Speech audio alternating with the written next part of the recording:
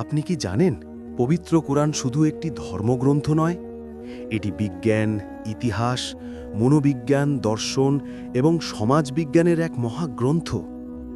আজ আমরা জানব কোরআন কিভাবে মানুষের জীবন, মন ও সমাজকে পরিবর্তন করতে পারে, কিভাবে এটি আমাদের অন্তরের অন্ধকার দূর করে এবং কিভাবে আল্লাহর নিখুঁত নির্দেশনার আলোয় আমরা সঠিক পথ খুঁজে পেতে পারি। এই ভিডিওটি দেখার পর আপনি কোরআনকে আর আগে যেমন ভাবতেন তেমন ভাববেন না। চলুন শুরু করি। পবিত্র কোরআন একটি মহাগ্রন্থ। একদিকে কোরআন একটি ধর্মগ্রন্থ ও আধ্যাত্মিক উন্নয়নের পথপ্রদর্শক, অন্যদিকে আবার বিজ্ঞান, ইতিহাস, মনোবিজ্ঞান, দর্শন, নৃবিজ্ঞান ও সমাজবিজ্ঞানও। কোরআনে রয়েছে বিশ্ব ব্রহ্মাণ্ডের সৃষ্টি, পরিচালনা ও নিয়ন্ত্রণ প্রক্রিয়ার বিজ্ঞানময় নিখুঁত বর্ণনা। মানুষের সৃষ্টি, ইহার ক্রমবিকাশ ও অবনতির যে বর্ণনা কোরআনে আছে, তার থেকে বলা যায় কোরআন একটি উন্নত মানের জীববিজ্ঞান। মানুষের মনের বিকাশ ও শ্রেণীবিভাগ, মানুষের আচরণ ও স্বভাবের যে চিত্র কোরআনে দেওয়া হয়েছে, তার থেকে বলা যায় কোরআন একটি মহামনোবিজ্ঞান। আবার কোরআন একটি ইতিহাসও বটে। কোরআনে আছে অতীতের অনেক ঘটনার বিস্তারিত বর্ণনা। আরও আছে মানুষের বর্তমান ও ভবিষ্যৎ জীবনের দিক নির্দেশনা। ভবিষ্যতে যেসব ঘটনা ঘটবে তারও নিখুঁত বর্ণনা আছে কোরআনে। কোরআন আবার ব্যক্তি মানুষ থেকে শুরু করে সামাজিক ও রাষ্ট্রীয় জীবনের উৎপত্তি ও বিকাশের বর্ণনায় পরিপূর্ণ। একই মানুষ বিভক্ত হয়েছে বিভিন্ন গোষ্ঠী, সম্প্রদায় ও জাতিতে, এবং একইভাবে মানুষ বিভক্ত হয়েছে তাদের ভাষা, সংস্কৃতি ও মূল্যবোধে। মানুষের মধ্যে এই পার্থক্য ও বিভেদ সৃষ্টি হয়েছে আল্লাহর ইচ্ছাতেই। আল্লাহ নিজেই বলেছেন যে তিনি ইচ্ছা করলে সকল মানুষকে একই জাতিভুক্ত করতে পারতেন। এদিক দিয়ে কোরআন একটি সমাজবিজ্ঞান। কোরআন যে বিজ্ঞান, ইতিহাস, মনোবিজ্ঞান ও সমাজবিজ্ঞান তা হয়তো বুঝলাম, কিন্তু কোরআন দর্শনশাস্ত্র কিভাবে? কোরআনে আল্লাহর কথা থেকে আমরা বলতে পারি আল্লাহ একজন মহাদার্শনিক।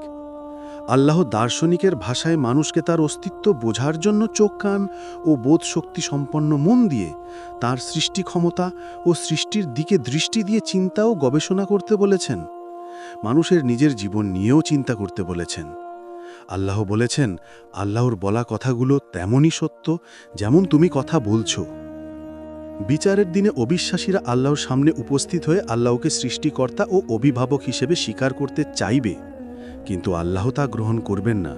কেননা অবিশ্বাসীদের আল্লাহকে স্বীকার করার কথা ছিল পৃথিবীতে, যখন তাদের কাছে সত্যের বাণী নিয়ে রাসূলগণ উপস্থিত হয়েছিলেন। সেটা এখন অনেক দূর অতীতের বিষয়। যদিও অবিশ্বাসীরা আল্লাহর সামনে এই কথাগুলি বলবেন, আল্লাহ বলছেন, এত দূর হতে তারা সত্যের নাগাল কিভাবে পাবে? কোরআনের আলোকে কোরআনের 7টি অনন্য বৈশিষ্ট্য রয়েছে। কোরআন ন্যায়পরায়ণ মুত্তাকিদের জন্য পথপ্রদর্শক। এই দুর্গম পৃথিবীতে সঠিক পথে চলবার জন্য কোরআন একটি পথ প্রদর্শক বা গাইড বই। আমরা যদি নতুন কোনো অপরিচিত শহরে যাই, আমরা কি করি?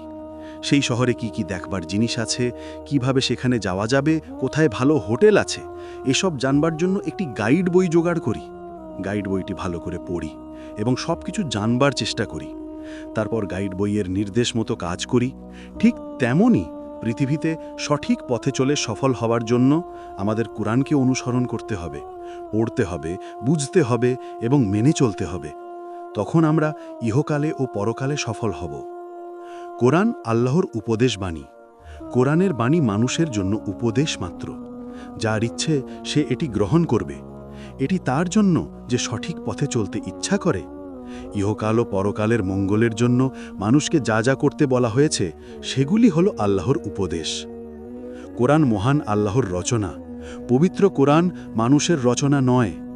আল্লাহ মানুষকে চ্যালেঞ্জ প্রদান করে বলেছেন, কেউ যদি সন্দেহ করে কোরআন বিশ্বজগতের প্রতিপালকের নিকট হতে নাজিল হয়নি, তাহলে সন্দেহকারীরা যেন কোরআনের সূরার মতো একটিমাত্র সূরা রচনা করে আনে। আল্লাহ আরও বলেছেন, মানুষ ও জিন সকলে মিলেও যদি চেষ্টা করে, তবুও তারা কোরআনের মতো গ্রন্থ রচনা করতে পারবে না। কোরআন এত বিশাল ও প্রজ্ঞাময় একটি গ্রন্থ যে পৃথিবীর সব গাছ যদি কলম হয় এবং সব সাগরের পানি যদি কালি হয় এবং তার সাথে আরও 7 সাগর যোগ করা হয় এবং সকল জ্ঞানী ব্যক্তিরা লিখতে শুরু করে, তবুও আল্লাহর বাণী লেখা শেষ হবে না।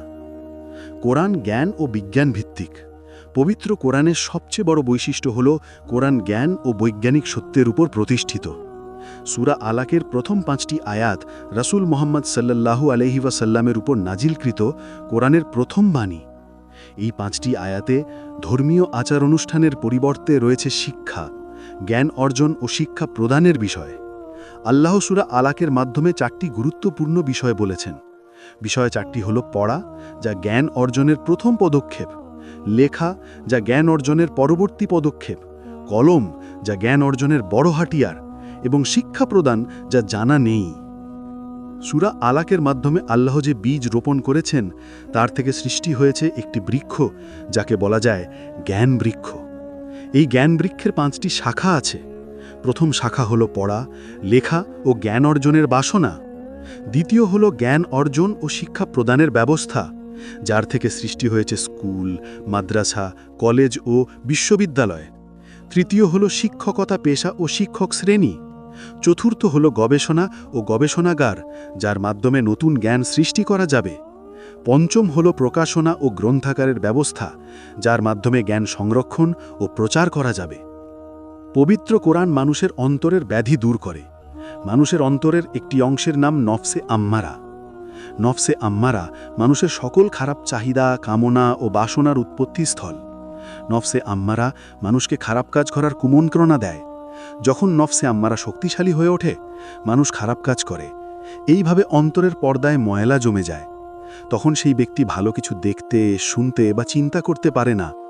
অন্তরের এই অবস্থাকে আধ্যাত্মিক ভাষায় অন্তরের ব্যাধি বলা হয়। কোরআন এই ব্যাধি দূর করার সর্বোত্তম উপায়। আল্লাহর উপদেশগুলি অনুসরণ করলে এবং আল্লাহর কাছে দোয়া করলে অন্তরের কলুষতা দূর হয়। তবে অন্ধের মতো কোরআন শুধু পড়লেই চলবে না। কোরআনে আল্লাহ কি বলেছেন সেটাও বুঝতে হবে। না বুঝে মুখস্থ করলে অন্তরের ব্যাধি দূর হবে না। তাই বুঝে বুঝে নিয়মিত কোরআন পড়তে হবে এবং কোরআন অনুসারে জীবন পরিচালনা করতে হবে। কোরআন মানুষকে সৃষ্টিকর্তার নিকট প্রার্থনা করতে শিখিয়েছে। সূরা ফাতিহার মাধ্যমে আল্লাহ মানুষকে তাদের সৃষ্টিকর্তার নিকট প্রার্থনা করতে বলেছেন। সূরা ফাতিহার প্রথম 3টি আয়াতে আল্লাহকে প্রশংসা করতে হবে এবং শেষের 4টি আয়াতে আল্লাহর নিকট প্রার্থনা করতে হবে। আল্লাহর প্রশংসা জানাতে আমরা বলতে পারি, সকল প্রশংসা বিশ্ব জগতের প্রতিপালক আল্লাহর জন্য।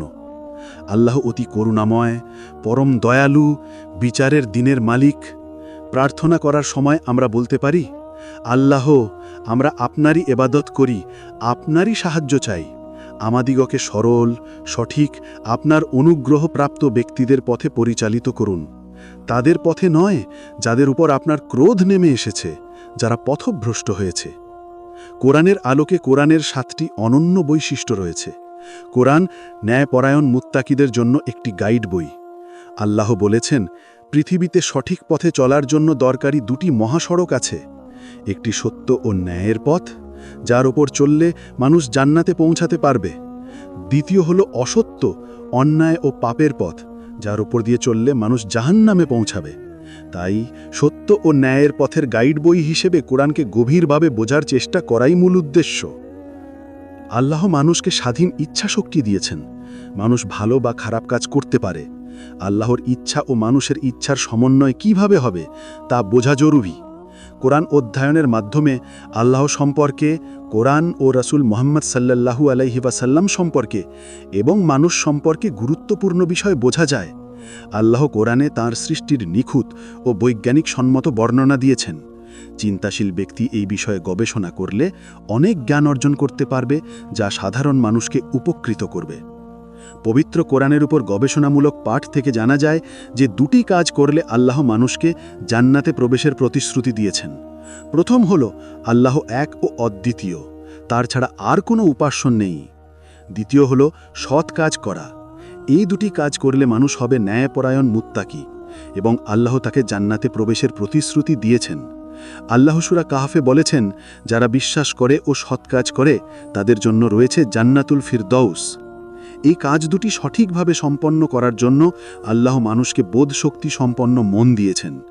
মন বিকশিত হলে মানুষ অর্জন করবে বুদ্ধি, জ্ঞান, বিচারিক ক্ষমতা, বাকশক্তি ও ইচ্ছাশক্তি। সঠিক পথে চলার জন্য আল্লাহ উপহার স্বরূপ দিয়েছেন উপদেশ সহ একটি গাইড বই, পবিত্র কোরআন। পবিত্র কোরআন শুধু একটি বই নয়, এটি আমাদের জীবনের গাইড, আমাদের অন্তরের চিকিৎসক এবং আমাদের মঙ্গলের পথপ্রদর্শক। আজ আমরা শিখলাম কোরআনের বৈজ্ঞানিক, ঐতিহাসিক এবং আধ্যাত্মিক দিকগুলো। আপনার কাজ হলো কোরআনের বাণী বোঝা, হৃদয়ে ধারণ করা এবং জীবনে প্রয়োগ করা। যদি আপনি সত্যিই আল্লাহর কাছের হোক, যদি সত্যিই আপনি ন্যায়পরায়ণ হতে চান, তাহলে কোরআনকে আপনার জীবনের অঙ্গ করে নিন। ভিডিওটি ভালো লাগলে লাইক করুন, শেয়ার করুন এবং সাবস্ক্রাইব করতে ভুলবেন না, যাতে আমরা আরও গভীর কোরআনিক জ্ঞান শেয়ার করতে পারি।